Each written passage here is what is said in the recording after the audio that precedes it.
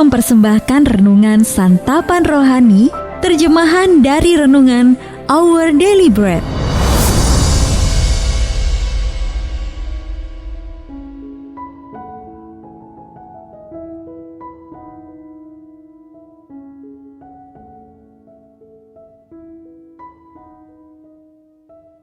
Sahabat ODB, pembacaan Alkitab hari ini terambil dari Kejadian pasal yang ke-50 ayat yang ke-15 sampai dengan ayat yang ke-21.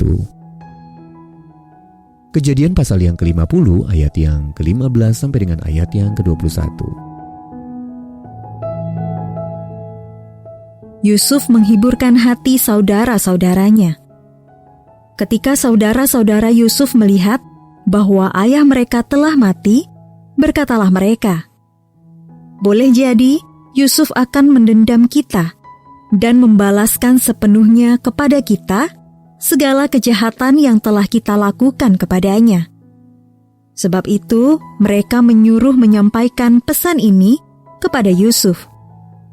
"Sebelum ayahmu mati, ia telah berpesan, 'Beginilah harus kamu katakan kepada Yusuf, ampunilah kiranya kesalahan saudara-saudaramu dan dosa mereka, sebab mereka telah berbuat jahat kepadamu. Maka sekarang, ampunilah kiranya kesalahan yang dibuat hamba-hamba Allah ayahmu.' Lalu menangislah Yusuf ketika orang berkata demikian kepadanya. Juga saudara-saudaranya datang sendiri dan sujud di depannya, serta berkata, 'Kami datang untuk menjadi budakmu.' Tetapi Yusuf berkata kepada mereka, 'Janganlah takut, sebab aku inikah pengganti Allah? Memang kamu telah mereka-rekakan yang jahat terhadap aku, tetapi Allah telah mereka-rekakannya untuk kebaikan, dengan maksud melakukan seperti yang terjadi sekarang ini, yakni memelihara hidup suatu bangsa yang besar. Jadi janganlah takut, aku akan menanggung makanmu dan makan anak-anakmu juga.' Demikianlah ia menghiburkan mereka dan menenangkan hati mereka dengan perkataannya." Ayat mas renungan hari ini terambil dari Kejadian pasal yang ke-50 ayat yang ke-20. "Kamu telah mereka-rekakan yang jahat terhadap aku, tetapi Allah telah mereka-rekakannya untuk kebaikan, yakni memelihara hidup suatu bangsa yang besar." Renungan hari ini berjudul Mengatasi Masa-Masa Sulit, ditulis oleh Ellison Kieda. Anne hidup dalam kemiskinan dan penderitaan. 2 saudara kandungnya meninggal saat masih bayi. Pada usia 5 tahun, Anne terserang penyakit mata yang membuatnya mengalami kebutaan parsial dan tidak dapat membaca serta menulis. Saat berumur 8 tahun, ibunya meninggal dunia karena tuberkulosis.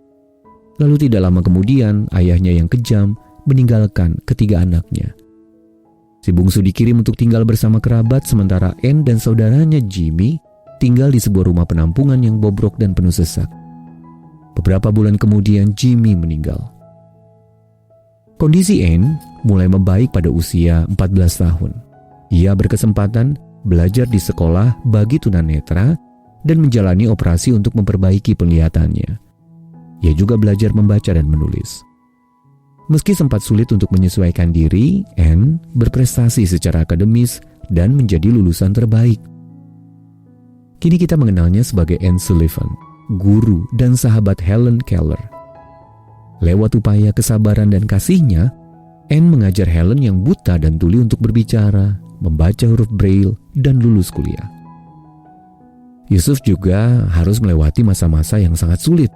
Saat berumur 17 tahun, ia dijual sebagai budak oleh saudara-saudaranya yang iri dan dengki kepadanya. Kemudian ia dipenjarakan meski tidak bersalah. Namun Allah memakai Yusuf untuk menyelamatkan bangsa Mesir dan juga keluarganya dari bencana kelaparan. Sahabat ODB, kita semua menghadapi ujian dan kesulitan. Namun sama seperti Allah telah menolong Yusuf dan Anne melewati semua itu dan kemudian memberi dampak dalam kehidupan orang lain, Allah juga sanggup menolong dan memakai kita. Maka carilah Dia untuk mendapatkan pertolongan dan tuntunan.